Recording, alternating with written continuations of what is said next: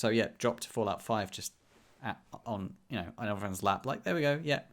I Fallout love 5 's this, being worked by the on. way. Like, as an aside, like, I really love that they're doing, like, how much Todd Howard does not care. He's just like, yeah, we're working on that.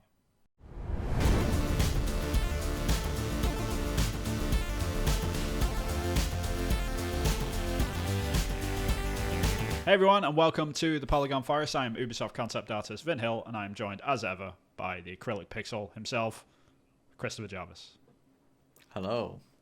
So today we have got a lot of stuff to get through. I mean, it's E3, but not E3 season. A lot of stuff has been announced if you're into video games, and I'm sure you've been keeping up with it anyway. But if you haven't, like, we're gonna just talk about some interesting stuff that you might have missed over the past sort of week, and just giving some takes on stuff that you've absolutely not missed because they're a bit too big to not talk about. But we want to sort of add our little bits to them. But yeah, Chris, how's it going, sir? It's going well. It's going well. I'm excited. It's kind of E3, not E3 season. We've seen some cool stuff, and yeah, I'm excited for the podcast. It feels like we've got more stuff to talk about. Have some chats. I'm doing good. I'm in a good place. How are you doing? I'm not too bad. Yeah, I mean, I've been working on my indie game on the side of all of this while like trying to keep my like one eye open on the other stuff. But it's not too bad. It's been a weird sort of season for not E3 anyway, just purely because it's not E3, right? Like we haven't got the usual sort of in-person event, even though like we're mostly in post. You know, the thing that shall not be named because of the YouTube algorithm doesn't like it very much for whatever reason. Yeah, so like we're on the other side of that, but like there's still no in-person events. Like there's a lot of third parties which are just straight up missing from the event, like including people like Ubisoft, and we got EA obviously not really been around. PlayStation haven't done like a massive blowout. They've done announcements at the Summer Games Fest, and they had that sort of third party only thing before the sort of season kicked off, but no first party PlayStation stuff. It's been a weird sort of thing, but that's not to say that we haven't got stuff to sort of talk about and get excited about, because there's a bunch like outside. Like we obviously did a live stream of the Bethesda event last week. If you are interested in that, go and check out the YouTube channel. We haven't got an audio version of that for like podcasts for obvious reasons, because we're watching an event. But you can check out mine and Chris's reactions along with my wonderful wife that joined us as well, Rachel. She came along and we sat down and watched all the cool excitement that came out of the Bethesda event. But yeah, if you're interested in that, go and check it out on the Polygon Forest YouTube account. But yeah, so lots of cool stuff to talk about. So I guess we should dive straight into it. Should we say what we're going to talk about in the show and then jump in with our first thing? Sure. Let's do it. So first we're going to talk about the future of Assassin's Creed with Vin Hill, who works at Ubisoft. So that should be fun. Final Fantasy. I have to put a thing on the beginning of this. I did not want to bring up this subject. This is all Chris, by the way. Like I don't want to come out as like an Ubisoft shill or anything like that. I really like I've hardly got anything to say because I work at the studio that makes Assassin's Creed. Yeah. But Chris will probably just ask questions. I just wanted to put that out there in the beginning. But please continue. Yeah. I apologize. I'm just going to talk at Vin and then watch Vin's face, and that's all I'm going to do. Then Final Fantasy news, and then we're going to talk about Last of Us Remake, the Last of Us Part 1 remake, and then go into the Todd Howard interview with IGN about Starfield. So first, Vin, Assassin's Creed, that is a video game, and that's a video game series made by Ubisoft, and Vin works at Ubisoft, and there's going to be, in September, the future of Assassin's Creed is going to be announced. So what that means, I don't know. To be honest, Vin probably doesn't know. It's probably marketing, I would suspect, that know about what's going to be announced. And Vin can only just look off into space with no facial expressions in this segment. So it's just me talking. So it's just you and me. Just don't pay attention. Here we to go. Vin. Like this, what we can do, I guess, is say, Chris, what do you want to see at the Assassin's Creed event? I guess like that would be a good question, right? I would like to see. I would really like to see Desmond Miles resurrected from the dead, but that's not going to happen. But other than that, I would like to see like a new Assassin's Creed area of time, like time period, and like maybe a new protagonist. Keep the story going, or maybe like a couple of new protagonists. A few different people that you play. I also want to see Assassin's Creed like a VR experience. I mean, that's already been announced. Yeah, but I want to like see. Oh, you want to see it? Okay. That's what I want for the future of Assassin's Creed. In the was it Polygon? No, GameSpot. In the GameSpot article, it said that Ubisoft are going to be announcing they're going to have like a big showcase in the summertime, right? Probably, and they say probably around 20 game announcements. They don't know whether or not that's part of the September Assassin's Creed thing or not, but that's not confirmed. That's not official from Ubisoft. That's just GameSpot going off on one. So yeah, I want to see some more Ubisoft content. Is what I want to see. And Vin can't say anything. So that's just that. That's just between you and me. It's going on. For anyone that doesn't know, I just wanted to relay that news to you. Cool. We got that out of the way, Vin. Thanks. That's probably the most quiet Vin's been in the whole. Yeah, maybe in like podcast history. That like you got me to shut up for a good 30 seconds. Well played. But I guess the good question would be like which, like if they were to announce a new Assassin's Creed, I guess where do you want to see it to actually go? I can't believe you have to ask this question, Vin. I want to see feudal Japan. I want to see Assassin's Creed Japan. Yeah, but wouldn't that be weird with obviously like Ghost of Tsushima exists, right? I think that there's plenty of space. I think we've only just started to tap that time period and location. And I think it's rich. I think it's ripe. I think there's plenty there not to have any overlap. Fair enough. You can get into like the royal family side of things. You could get into like the ninja samurai type of side of things, like those warring factions. Templars being like ninjas or something, or like the assassins being ninjas, and like the samurai being like Templars or whatever. I think it fits with the franchise quite well. Oh, fair enough. Yeah, I mean, Japan is a big one. Like everyone's sort of asking for it, I guess. Like, it's. I don't think like Ubisoft are ever going to hit the end of that sort of thing. Like, make an Assassin's Creed in Japan. It's probably the biggest requested sort of thing that they get. But they've been stubborn about it in the past. Like, if they've not done it in the past, it's been 15 years since Assassin's Creed. So if they haven't done it in the past 15 years for an Assassin game, then are they ever going to do it? That's the real question. I'm just thinking back to Assassin's Creed 2 in the chamber. The statues. What time periods were the statues? Yeah, but you're making it out like we actually planned all this stuff out, and like we've been continuously, this has been the long haul plan for the past 15 years. Is just like eventually, it's gonna get there. This is the end game plan, right? That looks quite. Everyone's in robes. It's like a non-specific time period. And that could just be statues, and they don't mean anything. They don't need to draw from that particular aspect of Assassin's Creed 2 to carry on the canon, I guess.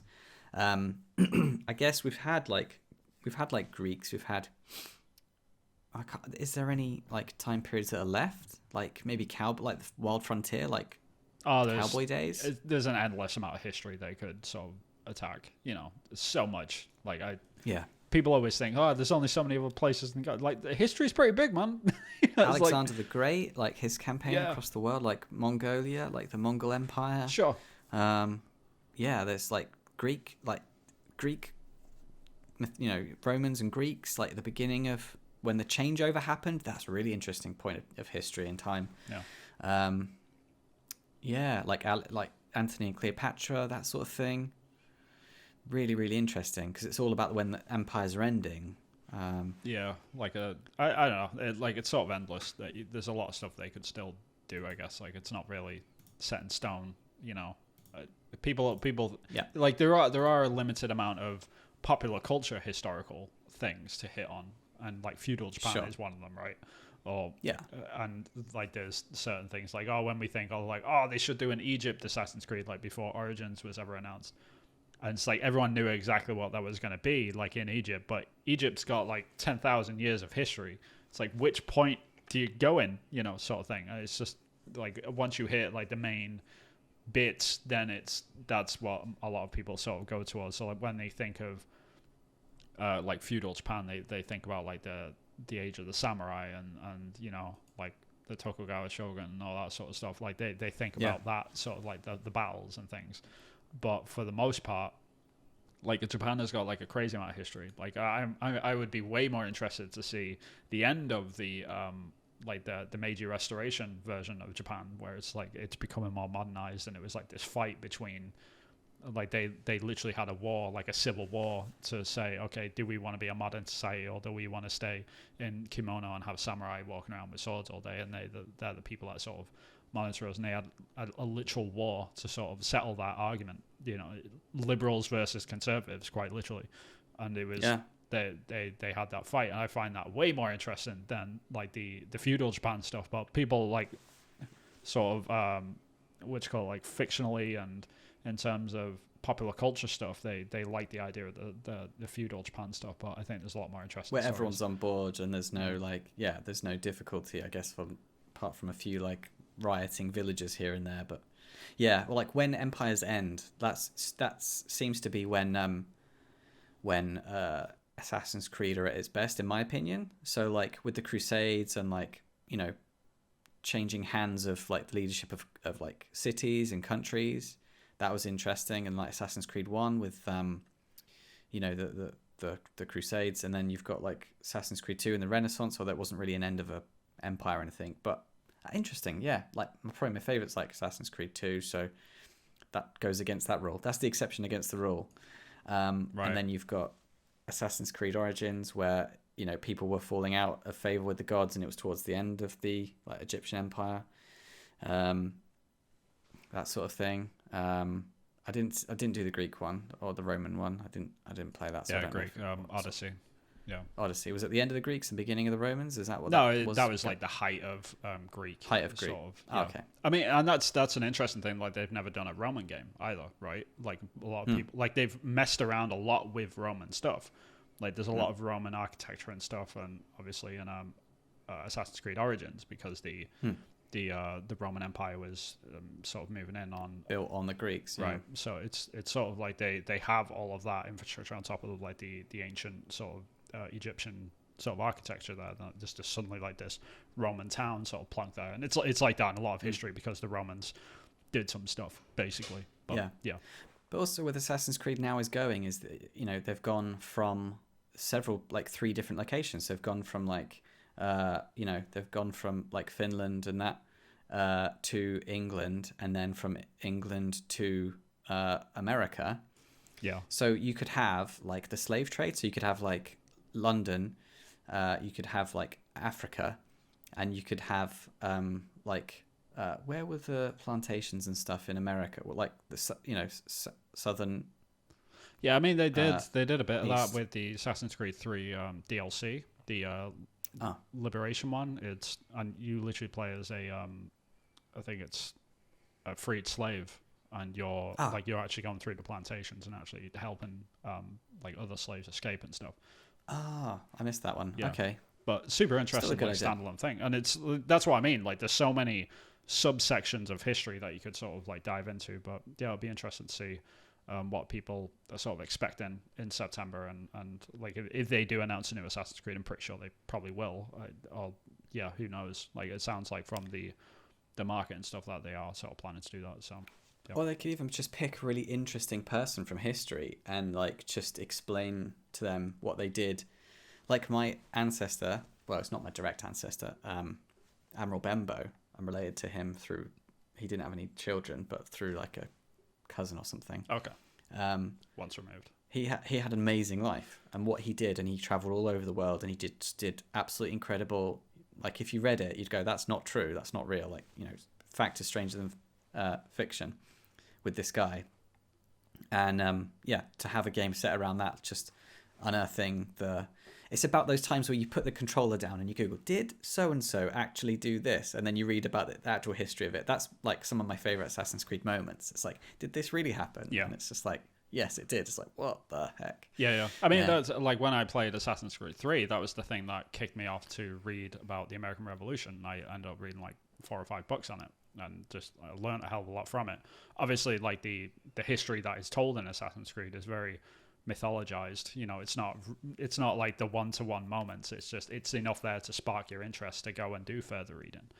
And I think that's important, especially for history people. That's why it annoys me when people say, "Oh, this didn't actually happen in history." It's like, it's not about like this is not a textbook. Like we're not making textbooks here. We're making fiction. something for people to be interested in, so then they can go off and do further reading if they wish. And that's what we're sort of looking at here. And that's so nobody wants a simulation game. No. And we do them as well, right? So we have like the discovery tours of Odyssey and Origins, and I think they're doing a Valhalla one if they haven't already. And you can walk around and do the simulation things and learn about history and stuff, and they give you the facts and stuff like that. But yeah, like they're two very different experiences, and it annoys me when, like, over the past sort of 3 Assassin's Creed, where it's been heavily focused on mythology, people say, well, this isn't historically accurate. It's like, it's not meant to be, it's mythology. Like, we were very, very explicit and clear about this. I don't know why people keep missing it. And I get that it's become a meme or a joke, and it's easy to like, oh, it's Ubisoft, so let's just throw stuff at them because we can.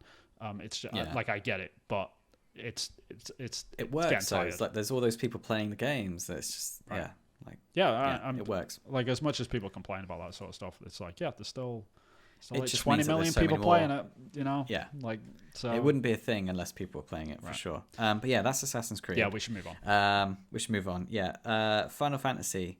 So that's a game series that I've not played. So then you can tell me about that, and I'll be quiet. How the hell have you missed all the it baffles me. You should play Final Fantasy 7 Remake, like the newest one. Okay. Because I'll try. That'll be probably the best entry way into this. But in that vein, Square Enix had a 25th anniversary event for Final Fantasy 7, and they wanted to sort of show off all of that cool new stuff that they've got going on in the works for this project, which Final Fantasy 7 is immensely popular, so they're just piling stuff on. They showed off 4 games surrounded by Final Fantasy 7, which is sort of nuts. So the Final Fantasy 7 Remake, which came out a couple of years ago, they're making a sequel to that. It's not called Final Fantasy 7 Remake 2. It's called Final Fantasy 7 Reborn. Okay. But it's got a better ring to it, to be fair. Has it though? Then Final Fantasy Remake Part 2. Yeah, I guess you're right. But the biggest sort of takeaway from this is that they also announced that there's going to be a 3rd game as well. So they're actually planning to make this into a trilogy, which is a bit strange because, like, the first game covers... All right, I have to give a bit of history here. So in Final Fantasy 7, the original Final Fantasy 7, it came on 3 PlayStation 1 discs. And the first Final Fantasy 7 Remake, which came out a couple of years ago, covers about 4 hours of the first disc. Not even half of it. It's like literally a third of the first disc. And wow, the fact that they've announced, like, oh, this remake sort of project is going to be 3 games long, they've got a lot of stuff to cover. Like, they're missing like half of the first disc, and then they've got to like cover all of the second disc as well in the next game, which sounds bananas. Like, I'm not sure how they're going to do it. Like, it's going to get severely compressed at some point, or it's going to be they're doing a reimagining rather than a remake. They're going to deviate away from it and just do a completely different story and sort of condense it down, and that's the sort of route that they're going. Was there like original stuff in the first Final Fantasy VII Remake that wasn't in the original content? Yeah, there's an absolute ton, especially like towards the end. Like, I'm not going to give any spoilers to people that I saw into it, but it's when the dinosaurs come out and then the aliens beam down, something like that, and then they big fight. Yeah, it certainly feels that way. But like, from the trailer, which I'm showing on the screen as well right now for the second game that they're showing, it seems like they're still hitting the same story beats which were in the original game. So not too much is different there, but there is a couple of like moments in there which is like, okay, that wasn't in the original game. So it does look like they're deviating away from what the original game was, which is fine, I guess. Like, the original game still exists. They can do what the hell they want. So yeah, there it is. Cool. I'm looking forward to seeing it. Yeah, I mean, like you can. If I was you, I would check out the first Remake game just purely because it's a fresh start for you, I guess. Like it would be like you get going introduced in at a good place. Yeah. AAA game, like it's new, like you're not playing a game from 25 years ago, literally. So it's got that to it going on. Oh, it's got the guy with the big sword. I know the big sword. I've seen like videos of people making the big sword. Guy with a big sword. Like, are you trying to get people to unsubscribe from us? Yeah. So there's there was also a couple of other things that were announced as well at this event, which was Crisis Core, which is a Final Fantasy 7 spin-off game, which was on the PlayStation Portable many years ago. Like we're talking like 15 years ago or something. That's getting a full remake or remaster. I think it's more of a remake. Like I think it's a remaster from what I love their hair though. How do they get their hair to stay in place? It's perfect. I don't know. Yeah, it's all over the place, right? But there's the Crisis Core remake remaster thing, which I'm sort of showing on screen. That's coming out to PlayStation 5, and I think it's coming out on Nintendo Switch as well, which is kind of cool. So Switch users get a Final Fantasy 7 game, which is nice. And there was also a couple of other little bits as well, which we got to see more of stuff that had already been previously announced, which was the Final Fantasy 7 First Soldier, which is a battle royale game set in Final Fantasy 7 universe. Like, horrible. Nobody wants this, but there it is. So people are going to play it. Nobody's going to like it, I'm sure. But who am I to judge like people playing battle royale games? Well, I remember in the Nintendo showcase, they had the Final Fantasy like Mario Kart version, didn't they? Where they had the Final Fantasy characters on go-karts, sure, racing each other. Yeah. So they're trying to milk that IP by the sounds of it. But fair enough. Successful IP. Someone's playing it. Yeah, I really don't know. Yeah. The one that I'm most interested in though is the a game called Final Fantasy 7 Ever Crisis, which if you're not a Final Fantasy 7 fan and you can't keep up with all these titles, I don't blame you. So Final Fantasy 7 Ever Crisis is actually like a full sort of remake of the original version of the game. So it's like another remake, which is happening simultaneously. But this is more in the style of like the original game, which is like PS1 pre-rendered backgrounds. Like they've redone all the character models and all this sort of stuff. But this looks a bit more faithful to the original, and it's not like a reimagining. It's like an actual sort of full remake. But the problem with this, and what I've sort of had a problem with, is that it's not actually a full remake. It's more like a compilation of like all the best moments from Final Fantasy 7. Don't know how long it's going to be. Don't know what it is. So it's going to be sort of condensed down again. So there's no actual Final Fantasy 7 remake anywhere. Like none of them actually exist. Like there's Final Fantasy 7 reimagining, and then there's Final Fantasy 7 compilation of best moments, like best of moments sort of thing. Which, whatever. Like I'm just going to replay Final Fantasy 7, I guess, like on the PlayStation 1. So I'm just going to be grumpy old man that shouts at Cloud about Final Fantasy 7. Shouts at Cloud. Yeah. Because the main character's called Cloud. Anyway, we should move on. Oh.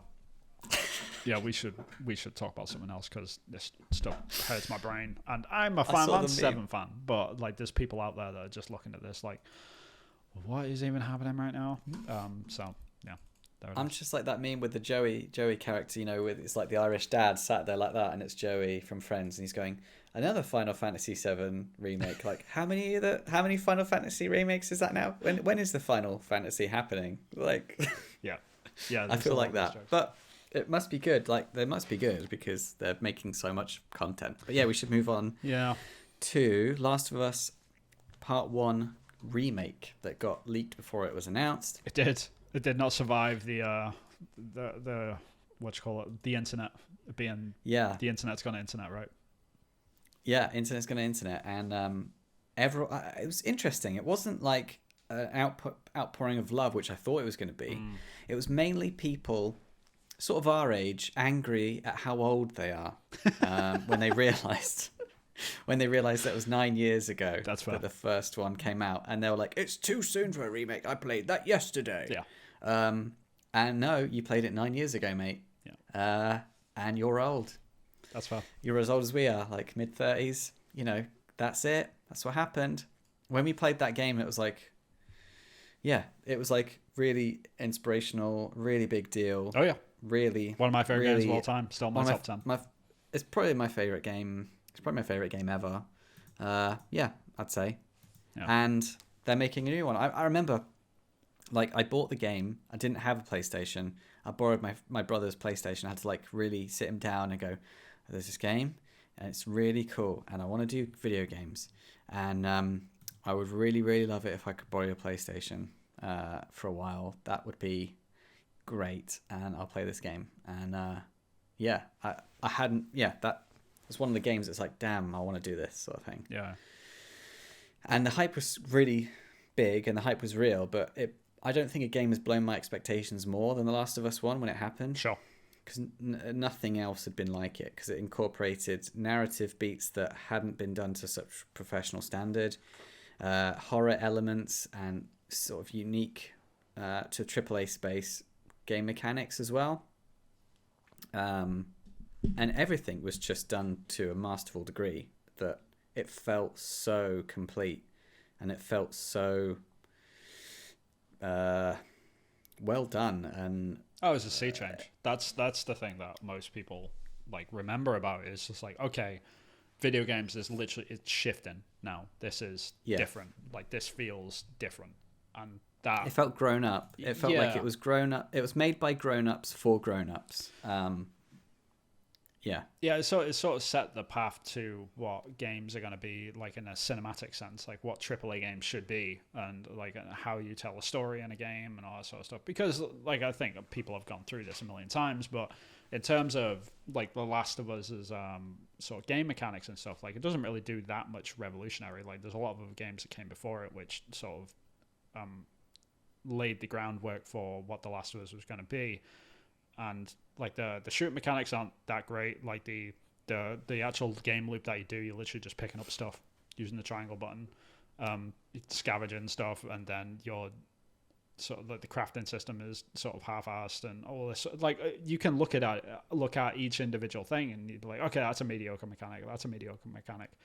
But together, like all of them together, they work so well because of this story that they just lay onto this sort of thing.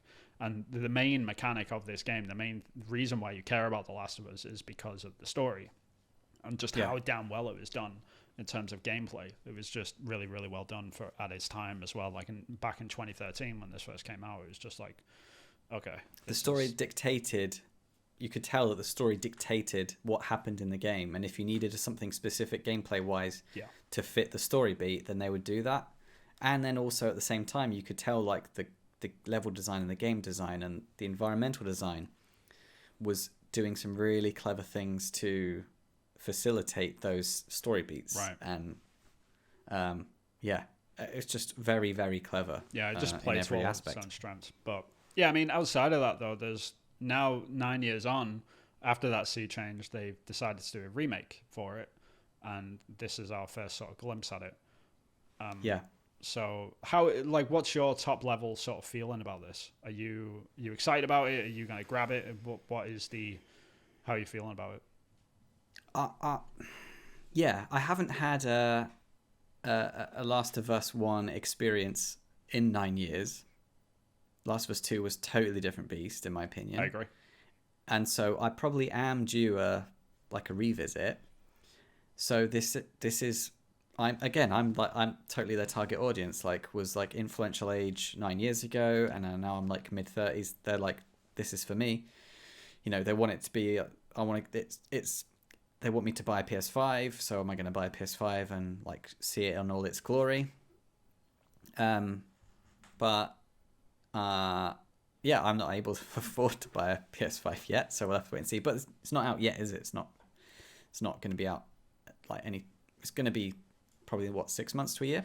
Yeah, I mean, cause it's September 22nd is the date that's been given. Okay. So it's not that far off. Like, it's pretty soon away. It's not actually that far off. No. That's pretty soon, actually. We're going to be there before we know it, because we're in June now. Right. Oh, okay. I don't know. I think that there's probably... I'm just like, there's a lot of stuff coming out that I'd prefer to play that I haven't played that's new. Do you know what I mean? That's fine. So I'm in two minds about it. And I don't know whether or not I want that experience to stay with me. I don't know whether or not playing it again will change how I felt about it at the time. Are you worried that they're gonna mess with it? Like they're going to change Well, narrative threads. Ellie looks different, and that's a bit odd. Sure, that's Joel's given, though. beard is more grey. Yeah, they made him look a lot older. They made him look a lot older, and that doesn't make any sense either. Ellie's face is not as round as it used to be. I don't know why they're making her look older. Yeah. I understand that you've got more polygons and you want to use that polygon into make a nice curve. I get that, but they want to try and match the the Last of Us 2. They want to try and make it. They want to make it consistent, right? Because they're probably going to come out with a third Last of Us game before the end of this generation as well, and then they'll have a whole trilogy. Like, and the oldest version of that is going to be the second game, which is kind of bananas to think about, considering that's the most recent one. But there it is, because that's the game that was designed for the PS4 rather than the PS5, which the other two would be for. And even some of the lighting, again, some of the lighting looks more in the original. It looks more, to me, it looks more stylized and more impactful.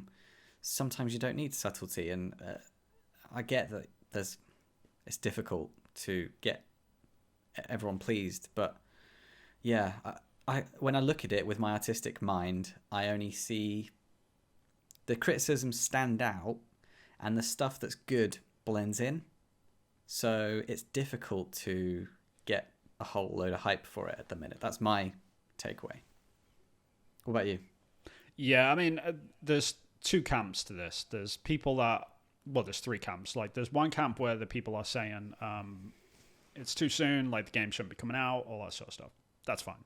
Like, but at the end of the day, it has been 9 years, so there is an argument to be had that it isn't too soon, and by the time it does come out, it'll be almost 10 years old, which, depending on how you sort of float it, that sort of shows you like how far the video games industry has come and how little we've sort of developed over the past 10 years. Is that we kind of like look at the original Last of Us part 1 and still fondly, still be like, yeah, that's still good enough for this day and age, and that's why it looks so similar in the remake, is because we've sort of made this shift now to AAA games where it's just, we've found a niche at this point. All we're doing is we're just adding polygons onto stuff and making animation look slightly better. But for the most part, we're there.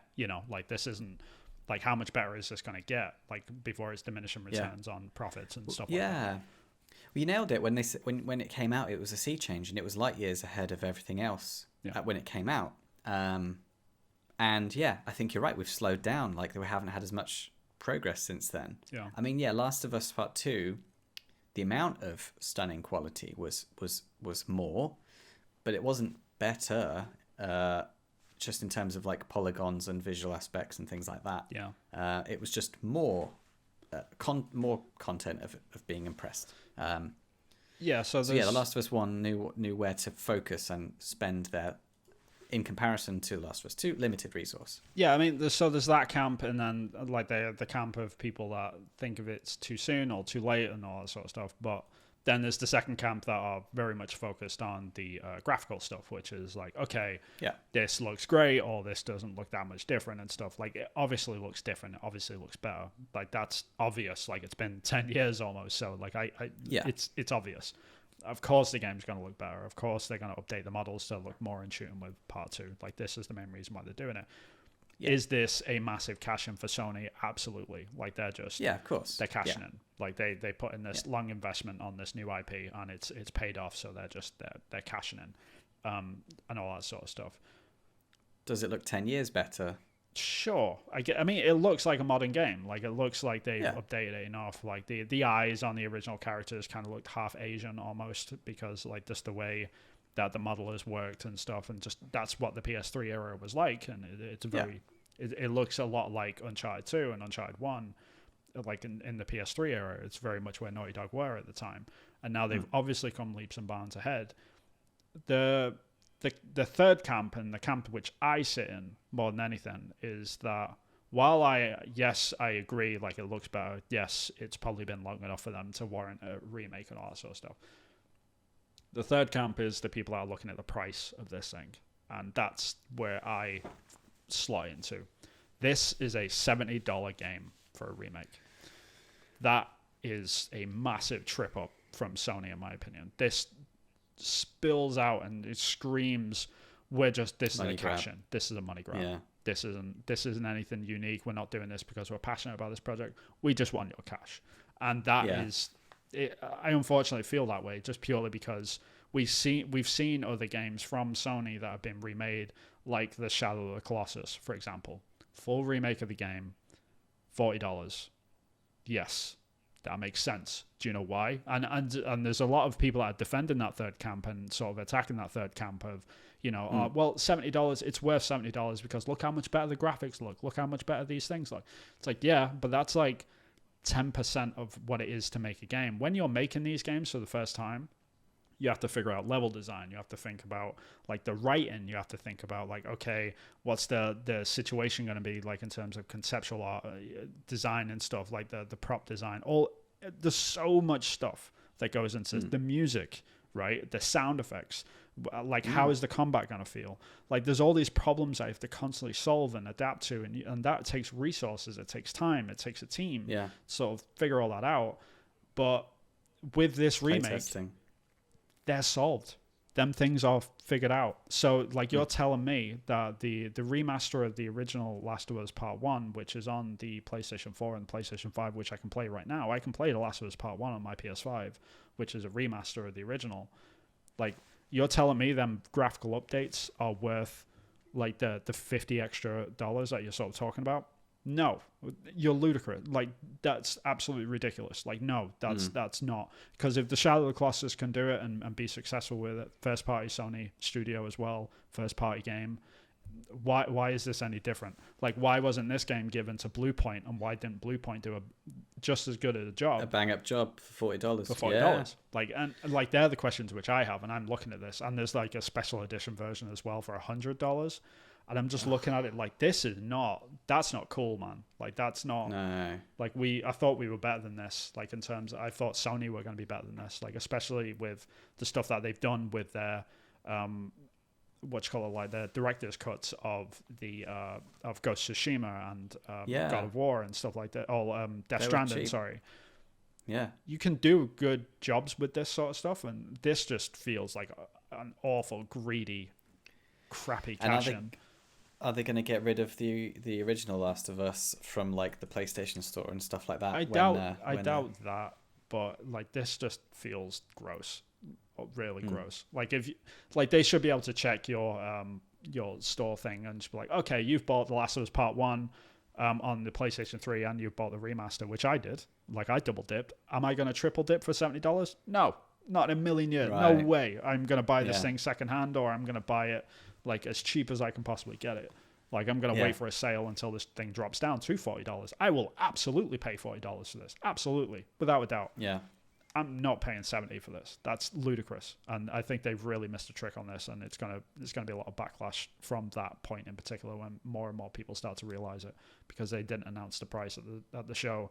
They just slowly put it onto the marketplace, and just nobody's really talked about it yet. But when it comes to time when that game's going to come out, they've got when it comes out, people are going to say, man, $70. I don't think they've got a storm on their hands, and I hope they've got the umbrella to weather it, because this is gross. Like it's really gross. Yeah. Like we shouldn't be doing this. Like a remake where we've figured out 99% of the, like, and I know like there's all the market and fluff, and people are going to defend it and say, well, they've slightly updated the enemy AI and stuff. It's like, what, you mean they took the AI out of Part 2 and put it into Part 1? Because that's exactly what they've gonna have done. Yeah.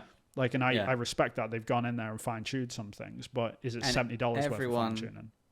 Everyone that is looking to buy Part 1 remake bought Part 2 as well. Yeah, exactly.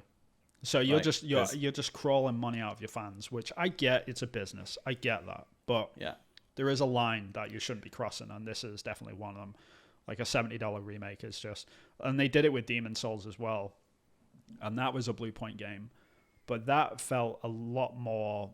That needed a lot more work in that respect, but it still wasn't worth $70, and I didn't buy it for $70. I waited until it dropped in price, and the fact that they're doing it again with Part 1 is just feels gross. It just feels like a money grab to me. It's just a massive passion. When you're dealing with what I would consider a near perfect game, it's difficult to justify those slight improvements for that much money. And if it was anything else other than The Last of Us Part 1, anything else, people would be screaming about this right now.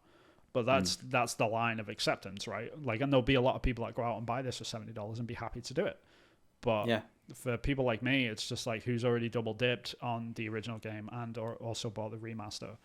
Like, am I gonna, like, it's just, it feels gross. And we bought part 2. Yeah, and like in retrospect, I wish I hadn't, because I really, really did not like part 2. Like, I really, really disliked that game. Like, in terms of story. I just didn't like it. So it makes me concerned about what they're going to change in part 1 as well. Because like, are they going to change some stuff to line up to part 2 a little bit better so they can justify some of those decisions? Yes, they absolutely are. And I'm not going to like it. Do you reckon? Yes, absolutely.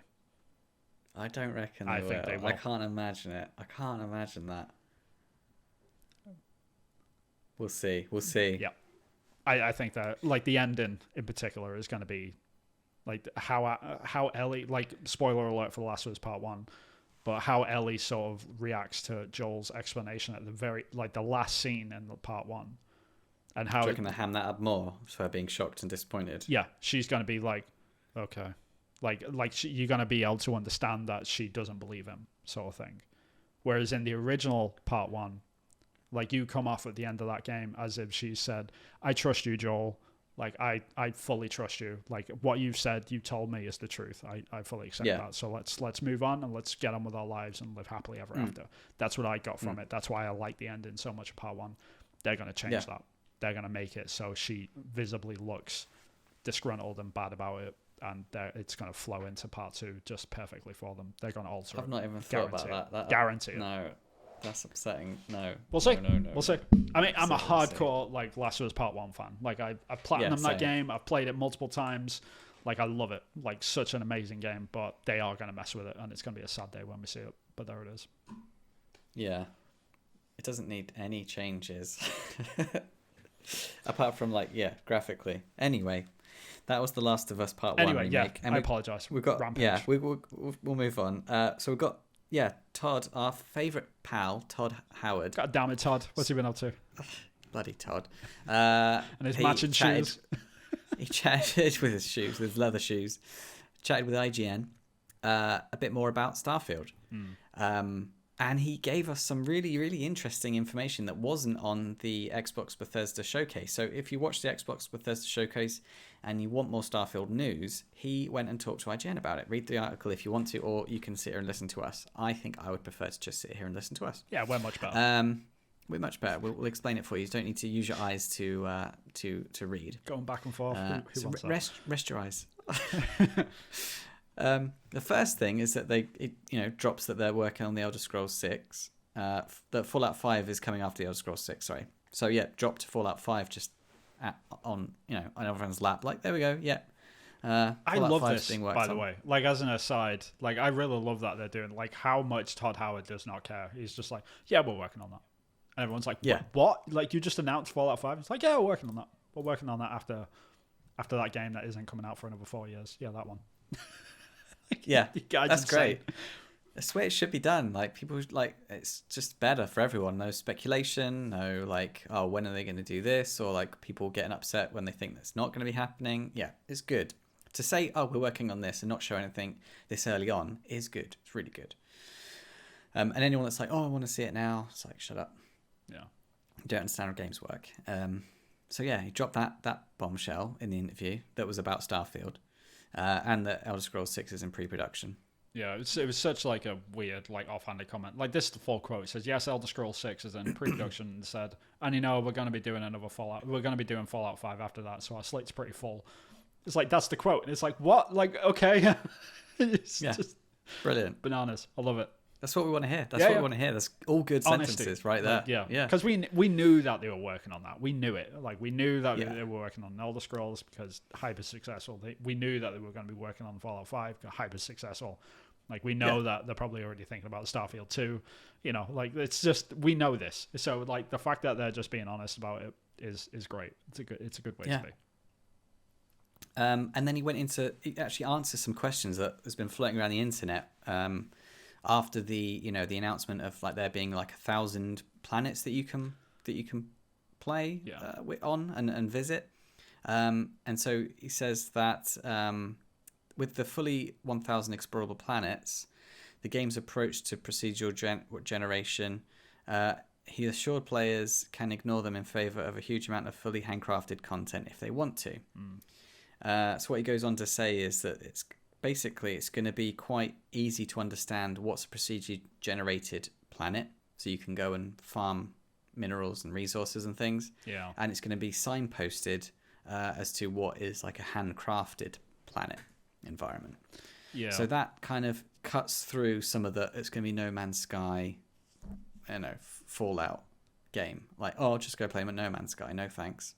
It's not going to be like, it's not going to be 100%. Yeah, I mean, we spoke about this in the pre-show of like the PlayStation fanboys basically that have come out, and I own a PlayStation 5 and an Xbox Series X. Like, I have no affiliation to either of them, and it annoys me that there are fanboys on either side of this fence. But the PlayStation fanboys that have come out that are very disgruntled about the fact that they're not going to be playing Starfield next year, just attacking this game left, right, and center. It's like, oh, it's just No Man's Sky. That's it. That's all this is. Like, I'm just going to replay No Man's Sky, and it's like, you guys are idiots. Like, shut up. Like I get that you're annoyed about not wanting to play, like, not being able to play this game. Yeah. But you've got to like be a bit more constructive about this. Like, this is Bethesda. Not on the head. Yeah. This is Bethesda Division 1. They have yet to make a game in the past 20 years that hasn't been nominated for Game of the Year. Like, they have never. Yeah. They have never missed a mark. And people can talk about Fallout 76, but that wasn't made by Division 1. They had a hand in it, but they didn't. We're talking about like the single-player handcrafted RPGs that come out of Bethesda Division 1 from Maryland Studio. Like, they have never missed a mark. Like, we should give it the respect that it deserves. Like, we should. Yeah. If Todd Howard says this, hands. we should probably listen to him. But yeah, there it is. And they've never made a game that's like another game either. No one's ever gone, oh, those first-party Bethesda games they're just like this series of video game. That's never happened ever. Yeah. So it's not going to be like No Man's Sky, especially when it comes to planets and space and landing on, because we did get more information about that. Yeah, so there's going to be different universes. There's going to be the space universe, and there's going to be on-planet universe. So you can't like land on a planet from space, basically. Yeah. So the way it'll probably work is like you go near the atmosphere, and then it'll probably be like press A to land on planet. Yeah. Transitional. Which is great. I prefer that. After playing No Man's Sky, it was an experience. It was brilliant. It was great. But it does get a bit boring and tiresome and tedious. Going considering through that you can only go 5 seconds. Yeah. Yeah, going through atmosphere, and you can only go so fast, and sometimes you just want to speed up the process. It's like, I want to land on this planet, but I need to get there first, and it's just a bit.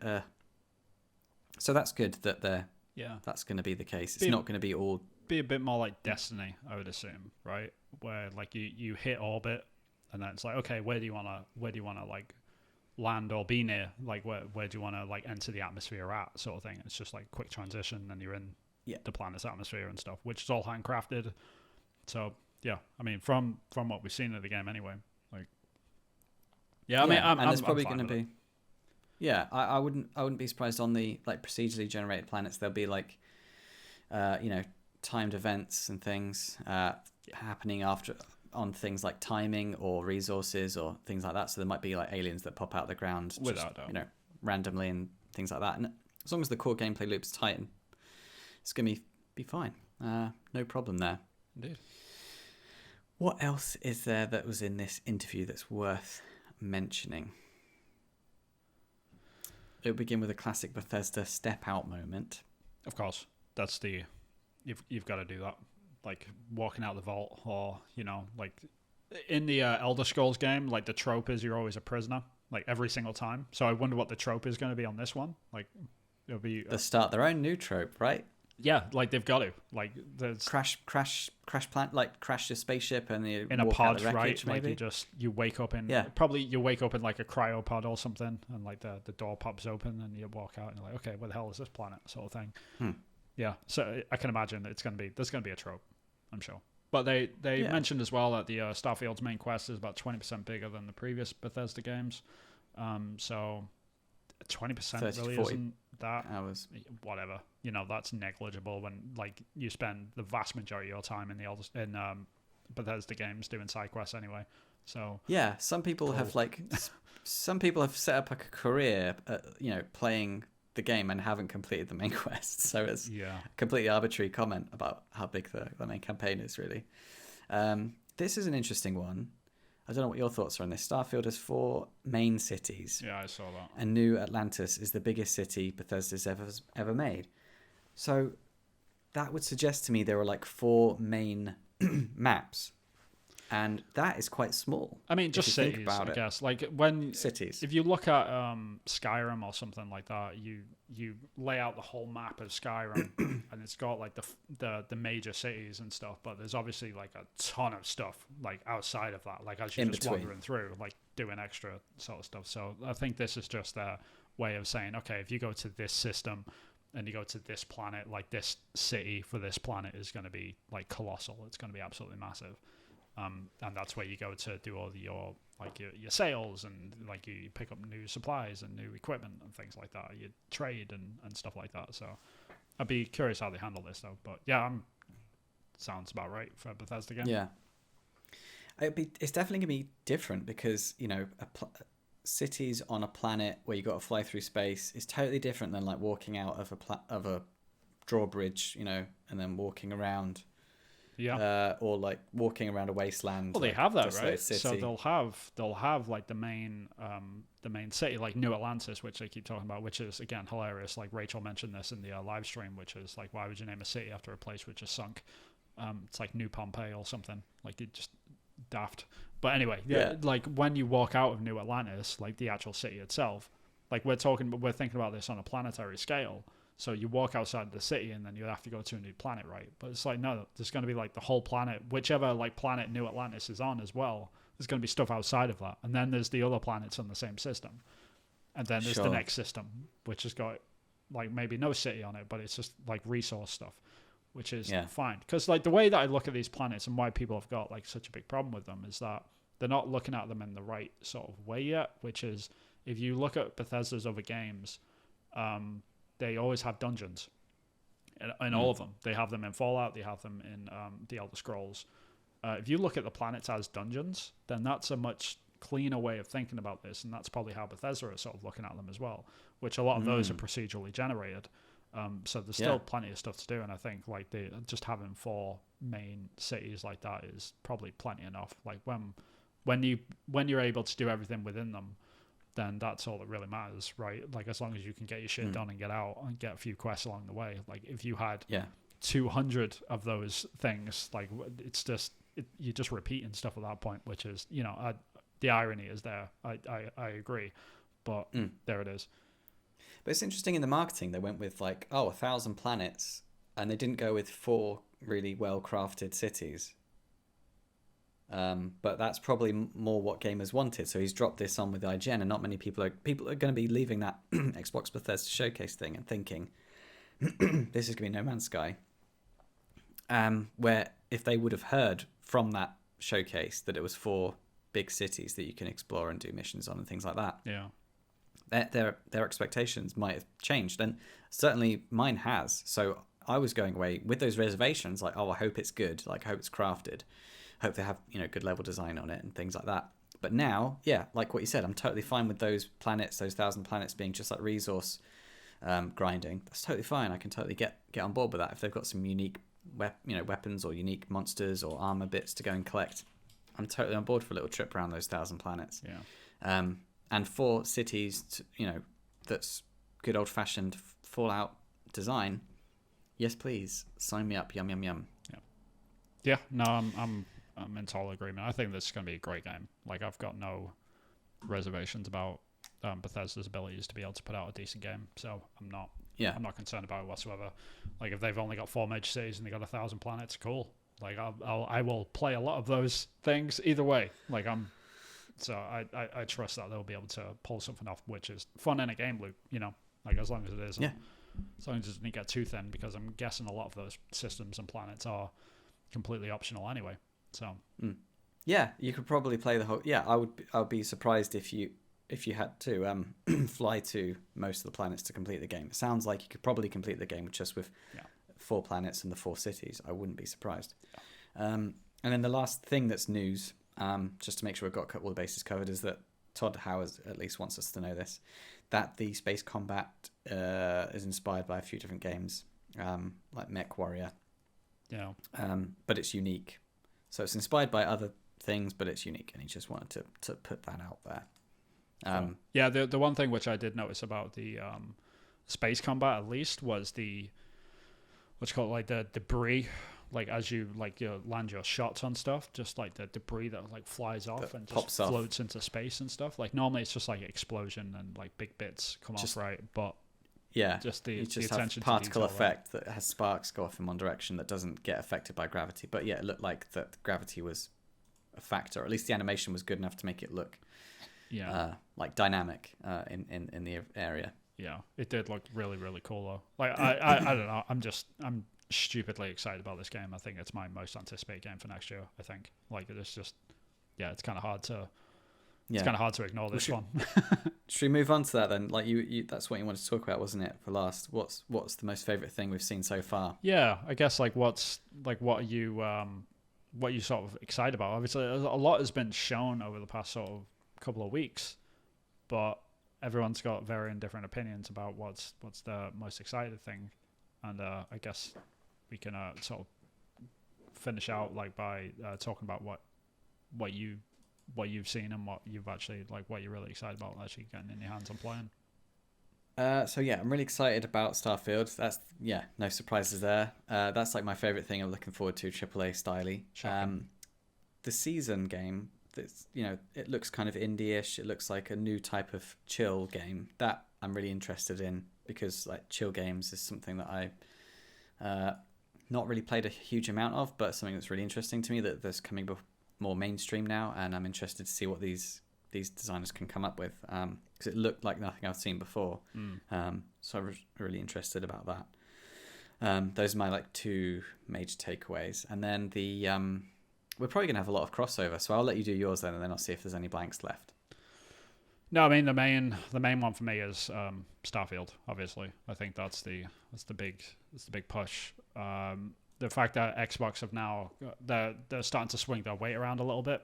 I think the main thing which Xbox needed to do is sort of prove that they had stuff. Basically, like a lot of people, after the Starfield delay was announced last month, for the past 3 weeks, people have been saying, "Oh, Xbox have got nothing this year. They've got nothing. We've got nothing to play on our Xboxes this year." And I was trying to say even on the podcast as well, no, E3 season is upon us, and lo and behold, Xbox held off a lot just purely because they wanted to show only stuff that's coming out in the next 12 months. That's it. Everything that they showed at the Xbox event was next 12 months. So the fact that they didn't go beyond that and talk about Fable or Avowed or Hellblade and stuff, that their expectations there after at least 2023 summer. So we'll probably get something like that in December, holiday season. We might get some announcements around that. Yeah, absolutely, which would be nice. Yeah. But I mean, Starfield sort of stole the show for me.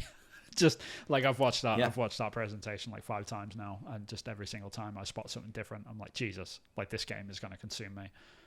I know there's more information out there, outside of the Todd Howard thing. They did an extended Xbox presentation to sort of show even more about the game and the nitty gritty bits, and they spoke about all this sort of stuff. But I don't want to see it. I am sold. I'm done. I'm cool. I'm good. I will pre-order this thing if I had to. Yeah. But I mean, this is coming out on Game Pass as well. That's another thing, which is sort of nuts. Oh yeah. So I don't have to pay for it. So I don't have to pre-order it. So it's just you've already paid for it. Just give it. Yeah. I'm sold, dude. You didn't have to show me that much, but there it is. But yeah, in terms of the indie side though, there was a lot of interesting little things. Season was really interesting. That did seem like something different. There was obviously things like Stray and the stuff that Devolver Digital sort of showed off as well. Just a lot of really unique little indie games this time around, which is great to see. A new System Shock game was announced, which was sort of bananas, which is the prequel to the successive prequel to the spiritual prequel to BioShock. Right. Back in the day, they're doing a remake of that, I guess, or reimagining it. Oh, cool. Lots of crazy little bits like that, but yeah, I guess Stray and the last case of God, what was it called? Benedict Finch or whatever it was. something or other. Benedict someone. That guy. Benedict Fox, that was it. Sorry, my bad. Right. Last case Benedict Yeah, that Fox. looked really cool. Yeah. There's stuff like that which I'm really, really curious about. Like I'm curious how they sort of pan out and come to be. But Pentiment, that was another one that looked great. Really interested. Like, that's Bethesda Game Studios. They're the people that made Fallout New Vegas and the original South Park game. So, like, what the hell are they going to do with, like, an indie style game? Like, that'd be really curious to see what they do with that. And apparently they've been wanting to make that game for like a decade, and now they've only just gotten around to doing it. So that could be cool. Yeah. Lots of interesting stuff though. Yeah, what was that Orbi game? Cocoon. Cocoon, yeah. That looked really cool. That looked really good. Yeah, lots of cool stuff. So, what were your favourite things that you saw at the Xbox Bethesda showcase? Let us know if we've missed anything off that deserves a shout out. Oh yeah, the roller what was the roller skating shooty game? Oh yeah, I know what you're talking about. Rollerdrome, whatever it was. Rollerdrome. Yeah, that looked cool as well. Yeah. So, yeah, lots of cool little interesting things. Yeah, we were spoiled for choice, I think. Indeed, too many things, and like I said, like in the beginning, the fact that this is only like half of the industry showed up to this thing, not even half, like a third of it, and we still got Nintendo stuff next week, I believe. Like, that's been heavily rumored. It's basically leaked. It's not really rumored at this point. That's been sort of leaked to say the 29th of June, I think that was. So they've got a showcase coming out then, which is just bang in the middle of a Wednesday. Cool, Nintendo. That's why not, right? So there's that. I'm sure like we're going to see a lot from the Breath of the Wild 2 thing. What else Nintendo have got up their sleeve is anyone's guess. They always do something different every single year. So they are sneaky. They are sneaky, and they're very, very unpredictable, which is good and bad for most things. Probably going to see a lot of ports, a lot of remakes, all that sort of stuff. Which, yeah, I'm not complaining. Yeah, Nintendo, we're going to Nintendo. That's the that's the deal. Yeah. But so yeah, great year as always. Like we got a lot of new announcements, a lot of cool stuff to play in the next 12 months, which is great. Like that's the most important thing. There's too many games to play anyway, so the fact that we only got a third of it is probably a good thing. God knows what's going to happen when Sony do their presentation in next month. Who knows? Who knows? They're going to blow us out of the water. Who knows? Indeed. But again, we have missed what we've been playing. But we'll leave that for another time, I guess. Like, it's been... Yeah, we've been going on. Yeah, we've been going for an hour now. So, yeah. It's all good. Just ask us on Twitter if you really, really want to know. Indeed. Speaking of which, Chris, where can people find you, sir? So you can find me at Acrylic Pixel on Twitter. My YouTube is Acrylic Pixel. My Patreon is Acrylic Pixel. If you want to support me on my indie game Focus Find, which I'm making and thinking about release it on early access. Who knows? Watch this space. Have I missed anything out? No, I think that's it. Oh yeah, wishlist the game on Steam. So yeah. And what about you, Vin? Where can we find your information, social media wise, and your lovely game, Long Gone? Where can we find that? Yeah, you can find me on Twitter at Hillfort Games. You can find the game, the aforementioned Long Gone, that's on there. You can wishlist that on Steam as well if you so wish. But there's a lot of little videos and stuff on my Twitter page. That's the main place for that. But if you're interested in concept art as well, then you can find my art station, which is Vin Hill Art. So all my concept art for Ubisoft, which I do, is on there. The most recent stuff is from Rainbow Six Extraction, but I've got other stuff on the way. I've always got other stuff on the way. Story of my life. But there it is, you know. That'd be the title of your book. Always got other stuff. No. The title of my autobiography is How to Pack a Box. Oh, yeah. Of course. Well, maybe the second autobiography then. Do people do sequels to autobiographies? Really? Yeah. Some people do, like up until they get famous, and then after they get famous. Well, they should call all of them books This is the Cash-In, the sequel. Anyway, we should wrap this thing up. Thank you very much, everyone, for joining us. As always, we really appreciate it. If you did like this episode, then please like, subscribe, comment, all that sort of good stuff. We do want to hear what you've been excited about this. Like, did we miss anything? Is there anything that you are really pumped about which nobody else has really noticed? Like any indie gems which sort of got brushed over and stuff. Like, we want to hear about those things, so please let us know.